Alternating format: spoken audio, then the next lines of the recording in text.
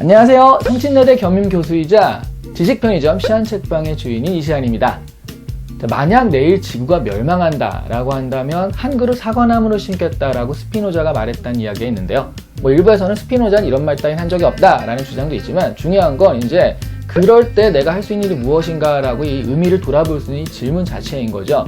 그런데 재밌는 거는 사실 내일 죽거나 내일 지구가 멸망한다라고 예정되는 경우는 없으니까요. 이런 질문들은 대부분 면접이라든가 이런 데 나올 만한, 그래서 얘기할 만한 질문이지 평상시에는 우리가 고민할 필요가 별로 없는 질문이긴 합니다.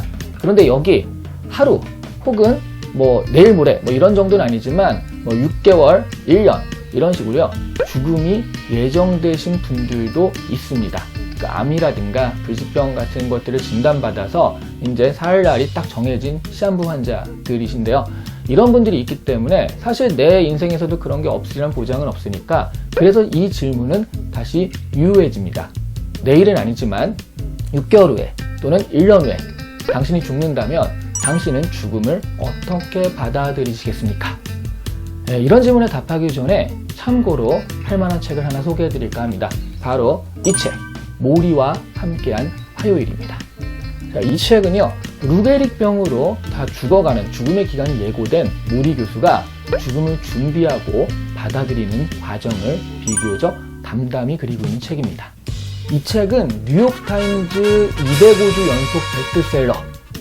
정말 한국 차트에 일주라도 베스트셀러를 못 해본 저로서는 정말 그렇게 짝이 없는 기록인데, 어쨌든 이렇게 역대 최장기 기록을 세웠고요. 전 세계에서 45개국에서 번역이 되었고 총 1,500만 부가 팔려 나간 책이라고 합니다. 그리고 TV 드라마로도 제작이 돼요. 모리 슈워츠는 브랜다이스 대학의 교수인데요. 어느 날 루게릭병을 선고를 받아요. 이 루게릭병이라는 게 이제 운동신경만 파괴되는 그런 병이거든요. 그래서 점점 이제 다리를 못 쓰게 되고 팔을 못 쓰게 되고 점점 누워 있게만 되고요. 그러다가 나중에 이제 호흡근이 딱 이 병이 침투되면 호흡을 못 해가지고 죽게 되는 그런 병입니다. 유명한 물리학자 스티븐 호킹이 바로 이 병으로 돌아가셨죠, 얼마 전에. 그리고 여러분 아이스버킷 챌린지 아시죠? 물 뒤집어쓰는 그게 사실은 그게 왜 하는지가 이제 스타들이 하다 보니까 스타들에만 초점이 맞춰진 건데, 그게 사실은 루게릭병 환우들을 돕기 위해서 시작한 기부운동이에요. 그래서 이제 더 루게릭병이라는 게 유명해지기도 했는데요. 그 루게릭병으로 죽어가는 모리가 우연하게 ABC 방송국의 나이트라인이라는 토크쇼에 나오게 되었는데요. 그 방송이 전국적으로 유명세를 타게 돼요. 그 유명한 질문 중에 하나가 MC인 테드 코펠이 천천히 죽어가는데 무엇이 제일 두려운가요? 라는 질문에 대해서 모리 교수가 어느 날 갑자기 누군가 내 엉덩이를 대신 닦아주어야 한다는 사실이 제일 두렵다는 말은요, 정말 뭔가 정말 현실적이잖아요. 그러면서도 묘한 울림을 주는 그런 말이었거든요. 그리고 이 방송을 학부 시절에 제자인 미츠 앨범이 보게 되는데요. 미츠는 베스트셀러 작가이자 또 에미상을 탄 방송인이기도 합니다. 미츠는 이 방송을 보고 모리를 찾아뵙기로 했는데요. 그게 계기가 돼서 그 후 매주 화요일, 미츠 앨범은 디트로이트에 살고 있거든요. 미국이 이렇게 있으면 디트로이트 한 이 정도 되고요. 또 매사추세츠, 보스턴 이런 데 있는데 이 정도 되는데 1100km 정도를 왕복하면서 모리와의 인생 수업을 매주 화요일마다 시작하게 됩니다.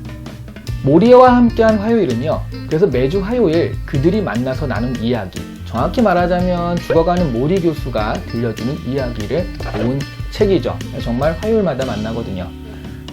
이 책에는요, 그래서 여러 가지 주제들에 대해서 그 이야기를 나눠요.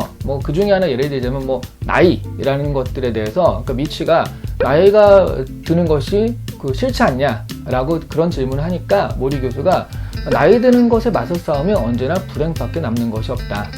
그나마 어쨌거나 나이는 먹게 되는 것이니까 내가 그 나이들을 다 거쳐온 노인으로서, 3살, 17살, 23살, 32살, 40몇 살, 그러니까 그 나이들이 어떤지 알기 때문에 그나마 받아들이기 쉽다. 자, 이렇게 얘기를 하거든요. 그러니까 젊음이 부럽긴 하지만 부러워해봤자 남는 건 나의 불행밖에 없으니까요. 그 자신의 상황을 껴안고 자신의 나이를 껴안으라, 그런 이야기 정도가 되겠습니다.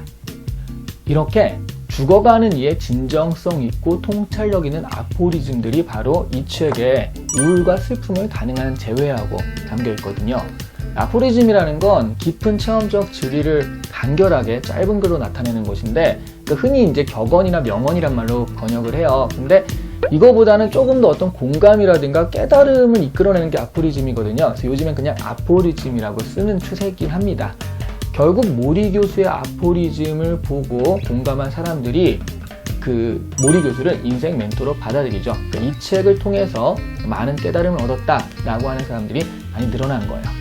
뭐 직접적인 제자인 미치 앨범만 해도요, 이 책이 나온 20주년 기념으로 CBS와 인터뷰를 진행을 했었는데, 그때 모리 교수의 마지막 메시지가 나눔이 곧 진정한 삶이다 라는 것이었는데, 그런 것이 자기 삶을 변화시켰다라고 얘기를 해요. 여전히 베스트셀러 작가이자 잘 나가는 방송 칼럼니스트인데요, 그러면서도 10여 개 정도 자선단체를 만들어서 운영을 하고 있다고 합니다.